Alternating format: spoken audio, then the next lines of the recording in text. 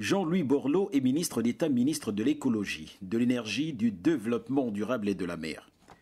Le récent sommet sur les objectifs du millénaire pour le développement a véritablement fait de sa part l'objet d'une attention particulière.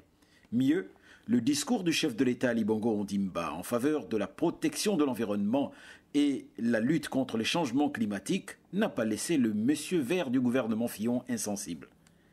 L'homme a choisi de discuter avec le président de la République de la protection de la forêt gabonaise et la biodiversité.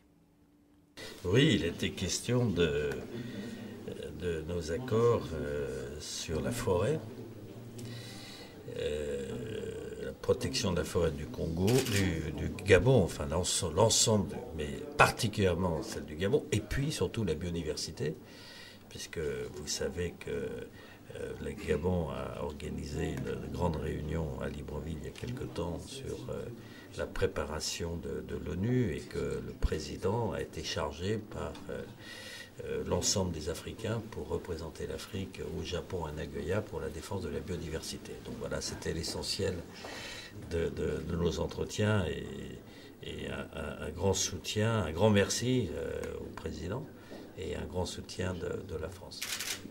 Le Gabon, notre pays, a initié depuis 1 an plusieurs actions en faveur de l'environnement. Le cas du plan climat. Notre pays partage également, avec la communauté internationale, l'idée de création d'un observatoire des forêts du bassin du Congo par le truchement des images satellites. La France soutient le Gabon. Sur ce problème d'IPBES, vous savez, avoir des bases scientifiques pour analyser la biodiversité, le Gabon représente l'Afrique, c'est-à-dire la demande absolue que cet organisme soit lancé. Peut-être d'ailleurs que le siège mondial soit en Afrique. Je ne sais pas si le Gabon sera candidat, mais ça pourrait être une bonne idée. Et puis sur les sujets énergétiques et la forêt, il y a une initiative que l'on appelle Paris-Oslo, avec des financements internationaux pour la protection de la forêt, et qui va se mettre en place dans les 2 ans qui viennent, et sur lesquels on appuie évidemment le Gabon. C'est la détermination du président Ali Bongo Ondimba au bénéfice de la protection de l'environnement qui milite en faveur de cette sympathie de la communauté internationale vis-à-vis de notre pays. Détermination doublée de la création dans notre pays des 13 parcs nationaux gracieusement mis à la disposition de l'humanité. La présence du chef de l'État Ali Bongo Ondimba à Matignon est la première jamais réalisée par le président de la République depuis son accession à la magistrature suprême. C'est le Premier ministre français himself, François Fillon, qui l'accueille, au milieu de ce décor témoin de l'honneur rendu au chef de l'État gabonais. Cette démarche de la première autorité gabonaise participe de la volonté du président Ali Bongo Ondimba de partager avec le gouvernement français, en plus des accords conclus avec le président Nicolas Sarkozy, l'intérêt qu'il accorde à plusieurs axes importants de la coopération franco-gabonaise. L'un de ces axes concerne le fonctionnement du Conseil des hommes d'affaires français, quelques mois après l'annonce de sa création par le président Nicolas Sarkozy à Libreville.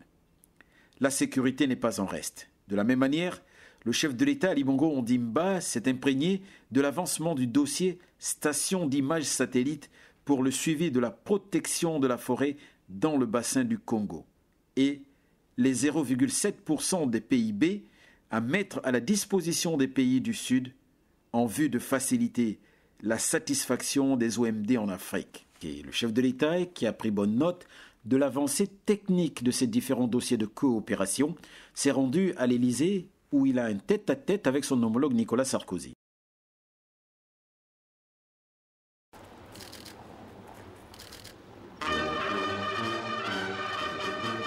Cette rencontre se situe dans le prolongement de celle de Matignon.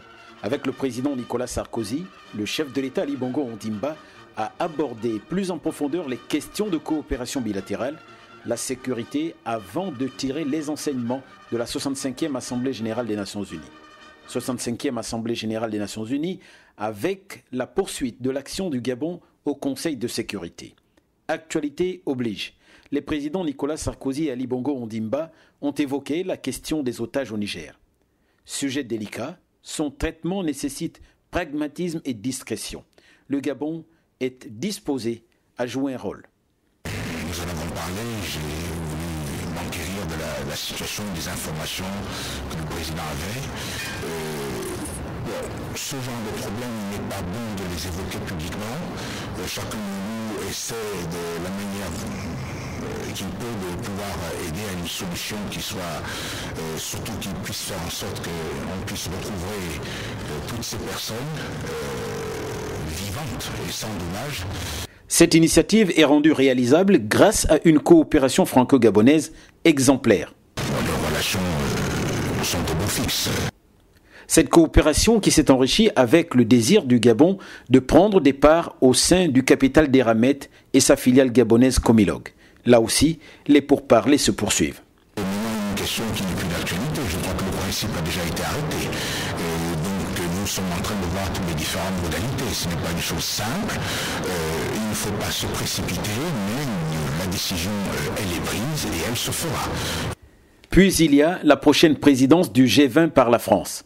L'Afrique attend une prise en compte réelle des problèmes du continent par les pays les plus industrialisés. Je suis sûr qu'au niveau des différents agendas, que ce soit le G8 ou le G20, les questions africaines figureront en bonne place. Notamment une question qui intéresse tout le monde, qui est celle de l'environnement. La rencontre de l'Élysée a donc permis aux deux leaders de faire le tour d'horizon des sujets d'intérêt commun. C'est le cas du prochain sommet de la francophonie prévu à Montreux en Suisse.